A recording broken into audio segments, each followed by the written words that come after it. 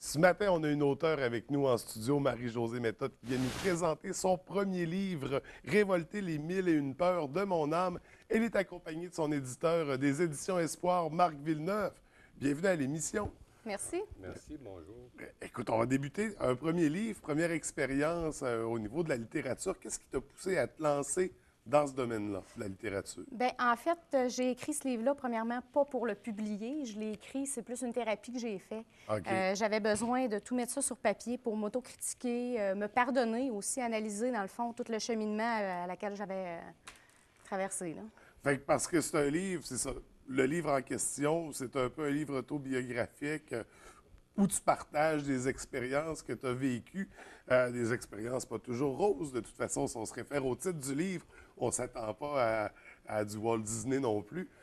Peux-tu nous raconter un peu de quoi ça traite, le livre?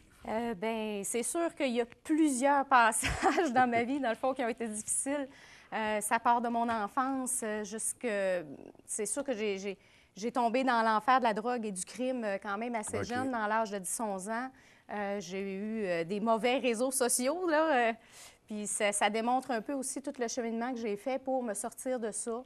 Dans le fond, la limite que j'ai atteint, là, du moment où est-ce qu'on dit, bien, c'est le temps que je me reprenne en main. Fait que c'est ton parcours de ton enfance à aujourd'hui à peu près? Ou... Environ 17-18 ans. OK, jusqu'à... OK, fait que c'est vraiment... c'est les folles années que tu as vécues, finalement. Oui, bien, c'est ça. J'étais un petit peu rebelle, hein? Donc, j'ai tout fait à l'encontre de ce qu'on me disait de faire. C'est ça que ça a donné. Je suis curieux de savoir qu'est-ce qui pousse un enfant de 11 ans à prendre une mauvaise direction comme ça, à se diriger là-dedans. Bien, c'est souvent l'entourage. C'est souvent aussi la curiosité. Moi, c'était le désir de tout voir, de tout expérimenter. Je voulais aller au-delà, là. J'ai toujours eu un besoin d'adrénaline, un besoin... Dans le fond, c'est comme si la vie, c'est un buffet, il fallait que je goûte à tout. Donc, on m'a offert comme ça, à l'âge de 10 ans, une ligne de coke. Je ne savais même pas ce que c'était que de la drogue. Donc, c'est sûr que le milieu dans lequel j'étais a permis ça aussi, là. Mais par la suite, c'est ça, j'ai découvert autre chose aussi. Il n'y a pas eu que la drogue là, dans mon cheminement. Il faut pas tout révéler là. parce qu'il faut lire le livre, il faut le découvrir. C'est ça. Ça, ce n'est qu'une partie, dans le fond, de mon cheminement. Mais, OK. Mais un vécu quand même intense qui a commencé jeune, que tu nous dépeins dans ce livre-là. Est-ce que ça a été difficile de revivre ces moments-là? Oui, ça a été difficile, puis ça a été difficile parce que j'écrivais un chapitre, puis je me relisais, puis je me disais non, c'est pas vrai, tu te fais trop bien paraître. Donc, il fallait que je réécrive et que je dise vraiment la vérité, comment je me sentais dans le fond de moi. Parce que je ne suis pas une victime non plus dans cette histoire-là. J'assume entièrement les choix et les décisions que j'ai prises. Donc, il fallait que je m'autocritique puis que je me dise non, tu n'as pas été correct dans ces histoires-là. Donc, affirme-toi, assume-toi. C'est un gros travail sur ta personne qui s'est fait parallèlement de vivre l'expérience d'écrire ton vécu comme ça.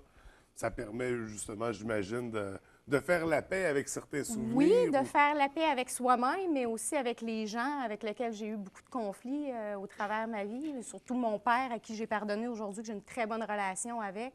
Ça permet aussi de voir que, sous mes yeux de jeune fille, ma perception, c'est justement ça qu'il faut faire la différence dans ce livre-là, c'est ma perception à moi de l'histoire, parce que ça ne dit pas ce que les gens autour de moi, eux, vivaient. Ouais. Donc, c'est ça, c'est vu à travers les yeux d'une jeune fille qui ne comprend pas toujours non plus là, l'environnement autour d'elle. Non, bien, c'est ça, tu étais d'âge mineur, d'autant plus que ça rajoute à l'incompréhension. Et c'est pas, dans le livre, c'est pas toi, c'est pas Marie-Josée le personnage, c'est quelqu'un d'autre. Pourquoi tu as décidé de te personnifier dans quelqu'un d'autre, disons? Bien, c'était, je sais pas, Lily, j'aimais le nom. J'avais le goût de simplifier, de peut-être me détacher aussi là, du personnage, là, parce que, dans le fond, c'est comme une autre partie de ma vie. Je suis rendue loin de tout ça aujourd'hui, donc c'était une façon de me détacher là, de mon passé. OK, fait que c'est ça, tu as dissocié, peut-être prendre du recul aussi face à tout ça, pouvoir avoir un peu de distance.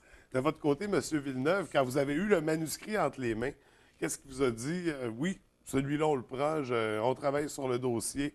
Ce que l'équipe a fait, c'est ce qui nous a interpellés, en tout cas comme équipe, c'est que notre force, on ne cachera pas, notre force, c'est sur les livres à caractère témoignage, les témoignages autobiographiques. Alors, l'histoire nous a interpellés parce que c'est la rupture. Ce qui nous a touchés, c'est la rupture, le passage, l'espèce de rédemption personnelle que l'auteur s'est trouvé à cheminer, dans lequel elle a cheminé.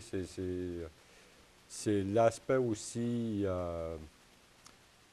je dirais pas voie initiatique, mais en quelque part, c'est une voie où ce qui était parsemé d'embûches, et ça nous a touchés. Il y a aussi l'aspect, oui, l'écriture, je tiens à prévenir les auteurs qui vont, les spectateurs, les auditeurs qui vont venir à notre lancement en passant le 8 octobre, Oui. le 8 novembre, c'est-à-dire. Oui, oui, oui. Le 8 On va y novembre. revenir au lancement. Mais ceci dit, je vous préviens, il y a certains passages crus, mais nous avons préféré choisir l'authenticité du personnage, de la personne à l'époque où elle était, en contexte, le parler, le dire des jeunes. Parce que, effectivement, l'auteur était jeune.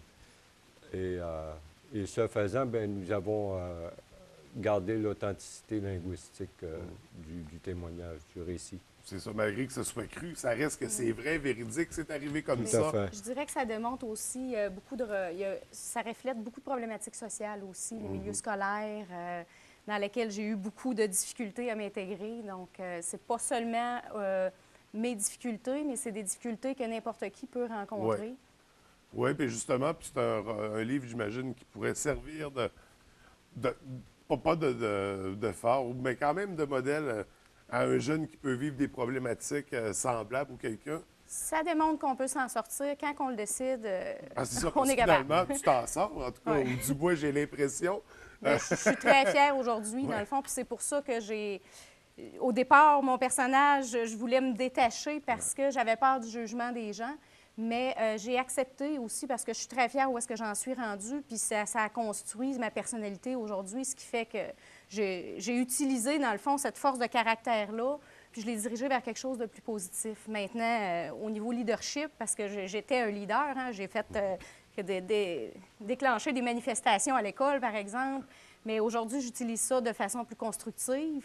J'ai appris justement à canaliser cette énergie-là parce que je suis quelqu'un d'extrêmement dynamique, donc c'est ça, ça a porté fruit. Donc, écoute, c'est à découvrir dans ton roman Révolter les mille et une peurs de mon âme, le lancement qu'on a mentionné le 8 novembre. Le vendredi à la bibliothèque publique de Chicoutimi, même heure, à 7h à 19h, c'est-à-dire à 19h. Et tous les gens de toute la région sont invités. Invitation pour la population en général. Et premier livre, est-ce que tu commences déjà à passer Il y en a à un second, il est déjà écrit à moitié. OK. Est-ce Parce que on c'est reste sûr dans qu'il y a la même une thématique? intégration par la suite à faire. Oui, c'est la suite. OK. C'est sûr que ça n'a pas toujours été facile par la suite de m'intégrer, dans le fond, et de me discipliner. Donc, c'est ça, c'est d'un autre cheminement qui se poursuit. Donc, à surveiller la suite de Révolter, ou peut-être que ça portera un autre nom pour l'occasion. On verra en temps et lieu. Marie-Josée, merci beaucoup d'être venue nous présenter Bien, merci ton de votre livre à l'émission. invitation. Monsieur Villeneuve, c'est toujours un plaisir. Merci. Je vous souhaite une très belle journée. Merci.